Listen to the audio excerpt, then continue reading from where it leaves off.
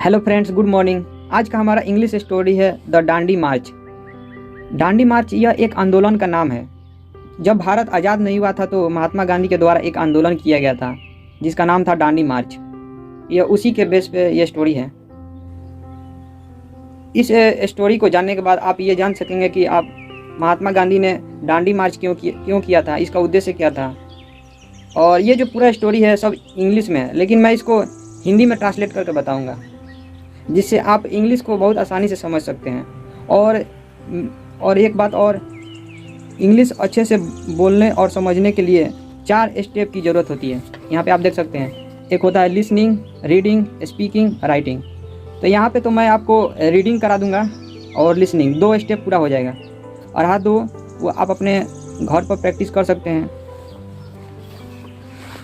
चलिए यहाँ video start करते हैं। स्टोरी यहाँ से शुरू होता है। Paragraph 1। Mahatma Gandhi was one of the greatest leader of our country. Mahatma Gandhi, इसका ग्रेटेस्ट मतलब होता है सबसे महान। लीडर ऑफ आवर कंट्री, हमारे देश के नेता। महात्मा गांधी हमारे देश के सबसे महान नेताओं में से एक थे। इसका पूरा अर्थ ये होगा, he is also known as the father of our nation और बापू। उन्हें हमारे राष्ट्रपिता या बापू के रूप में भी जाना जाता है। नॉन मतलब जाना जाना या रूप में भी इसको बोल सकते हैं। He led India to independence. Led मतलब अनुयायी करना या नेतृत्व करना, लेड का मतलब होता है। तो इसका पूरा अर्थ ये होगा, उन्होंने भारत को स्वतंत्रता के लिए नेतृत्व किया। उन्होंने भारत की स्वतंत्रता के लिए नेतृत्व किया या अनुयायी किया। Gandhi ji launch satyagraha against the tax on salt in March 1930। Gandhi ji ने मार्च 1930 में नमक कर के खिलाफ सत्याग्रह शुरू किया। अगेंस्ट मतलब खिलाफ हो गया, लॉन्च मतलब शुरू करना। इसका पूरा अर्थ होगा, गांधी जी ने मार्च 1930 में नमक कर के खिलाफ सत्याग्रह शुरू किया। It was an important part of India's independence movement. Important मतलब महत्वपूर्ण, पार्ट मतलब हिस्सा, इंडिपेंडेंस मतलब स्वतंत्रता, मूवमेंट मतलब आंदोलन। इसका पूरा अर्थ ये होगा, यह भारत की स्वतंत्रता आंदोलन के लिए एक महत्वपूर्ण हिस्सा था। Salt we know comes from sea water. Sea water का मतलब होता है समुद्र का पानी। नमक हम जानते हैं समुद्र के पानी से आता है। India is surrounded by the sea from 3 sides, thus making salt was very easy. Surrounded by the sea, इस तीनों का अर्थ ये होगा, समुद्र से घिरा हुआ। सी मतलब समुद्र, सराउंडेड मतलब घिरा होना, तो इसका अर्थ समुद्र से घिरा हुआ। 3 साइड 3 तरह से। दज मतलब इस प्रकार, मेकिंग साल्ट नमक बनाना, इजी मतलब आसान। इसका अर्थ होगा, भारत जो है 3 तरह से समुद्र से घिरा हुआ है, इसलिए नमक बनाना आसान था। The Indians usually made salt themselves at home. Usually मतलब आमतौर पर या खास आमतौर पे। हाँ, मेड मतलब बनाना, themselves मतलब खुद से, at home मतलब घर पर। भारतीय खुद से घर पर नमक बनाते थे। The Britishers took control of all salt factories and the Indians had to buy salt from the British. Control मतलब नियंत्रण, फैक्ट्रीज मतलब होता है कारखाना। तो अंग्रेजों ने सभी नमक कारखानों को अपने नियंत्रण में कर लिया था और भारतीयों को अंग्रेजों से नमक खरीदना पड़ता था। Indians had two by salt from the British. भारतीयों को अंग्रेजों से नमक खरीदना पड़ता था। दे हैड टू पे टैक्स ऑन साल्ट। उन्हें नमक पर कर देना पड़ता था। इसका अर्थ होगा, दे हैड टू पे टैक्स ऑन साल्ट। उन्हें नमक पर कर देना पड़ता था। This enraged the Indians. इंग्रेज मतलब होता है खफा होना या गुस्से में होना। भारतीय इससे नाराज थे या गुस्से में थे। Salt was very important especially to the poor. नमक जो है बहुत ही महत्वपूर्ण था, खासकर, स्पेशली मतलब खासकर, टू द पुअर खासकर गरीब लोगों के लिए। नमक बहुत ही महत्वपूर्ण था, खासकर गरीब लोगों के लिए। Gandhi ji planned a peaceful march against the British policy. Planned, ये प्लान का सेकेंड रूप है। प्लानेड पास्ट इंडेफिनिट टेंस में यूज किया जाता है। इसका अर्थ होता है योजना बनाना। पीसफुल मतलब शांति से, अगेंस्ट मतलब खिलाफ, ब्रिटिश मतलब अंग्रेज, पॉलिसी मतलब नीति। तो इसका पूरा अर्थ ये निकलेगा, गांधी जी ने अंग्रेजी नीतियों के खिलाफ एक शांतिपूर्ण योजना बनाई। The plan was to fight against the unfair British policy.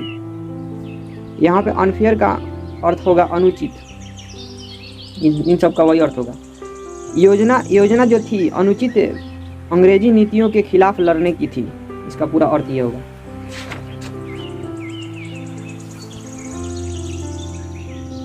अब ज़्यादा पैराग्राफ बचे नहीं है, बस यहाँ से और यहाँ तक है। वीडियो में बने रहिए और देखते रहिए।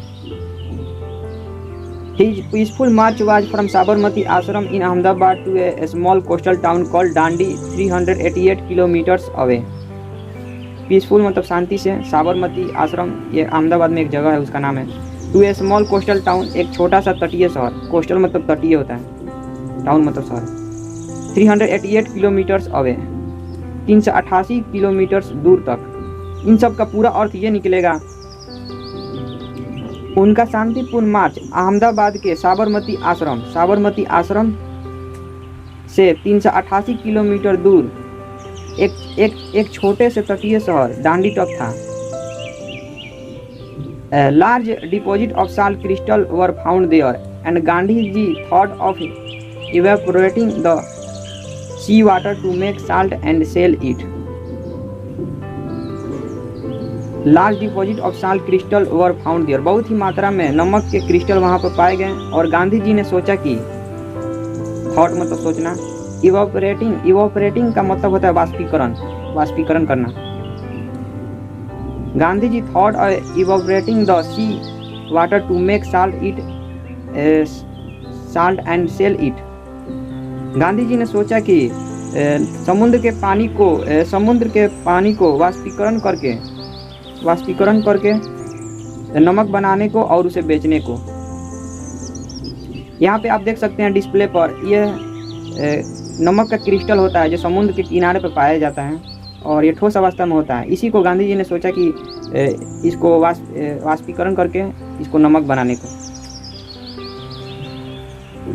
चलिए नेक्स्ट पैराग्राफ पर चलते हैं।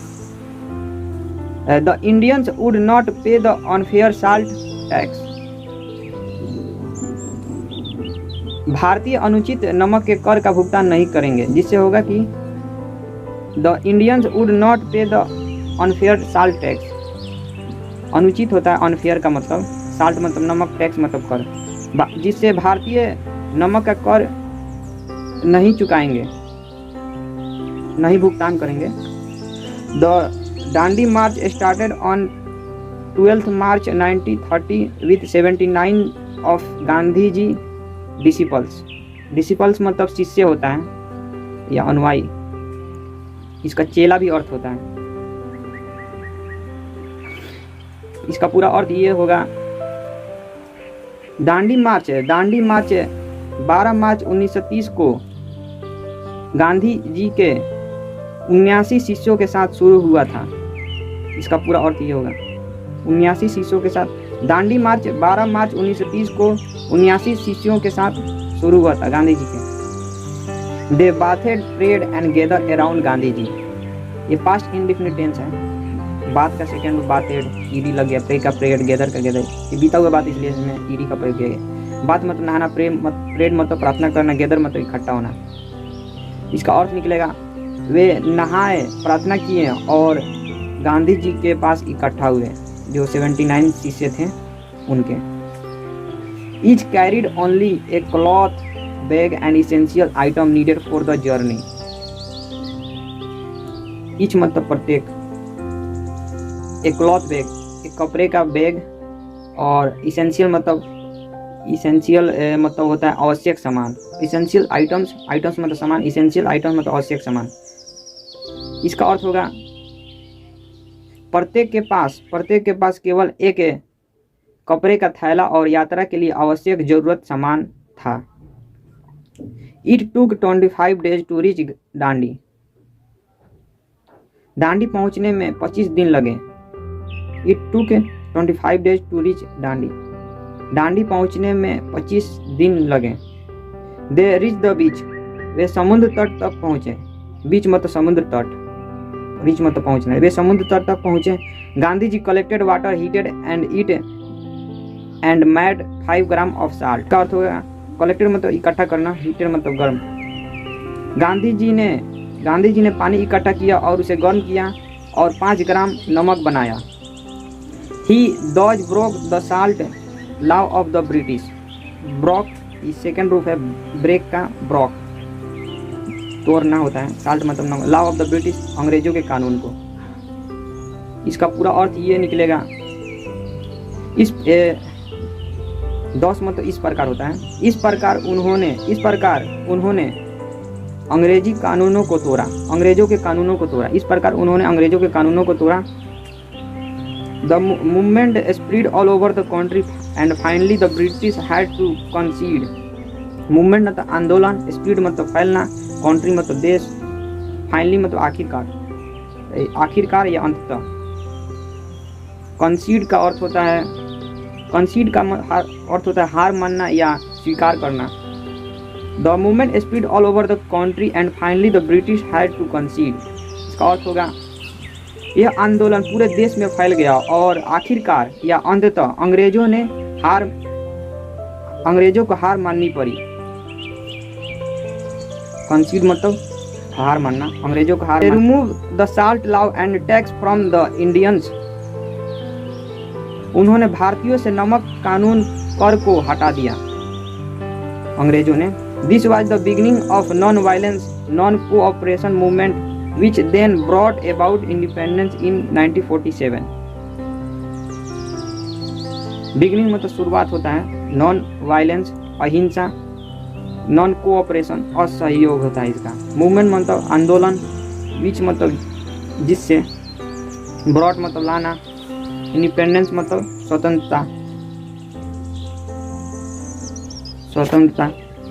तो इसका पूरा अर्थ अगर निकालेंगे तो ये होगा, यह अहिंसा असहयोग आंदोलन की शुरुआत थी जो 1947 में स्वतंत्रता को लेकर आया। यह अहिंसा असहयोग आंदोलन की शुरुआत थी जो 1947 में स्वतंत्रता को लेकर आया। तो ये थी कहानी दांडी मार्च यात्रा की। आई होप आपको ये अच्छा लगा होगा। मिलते हैं नेक्स्ट वीडियो में। Good bye.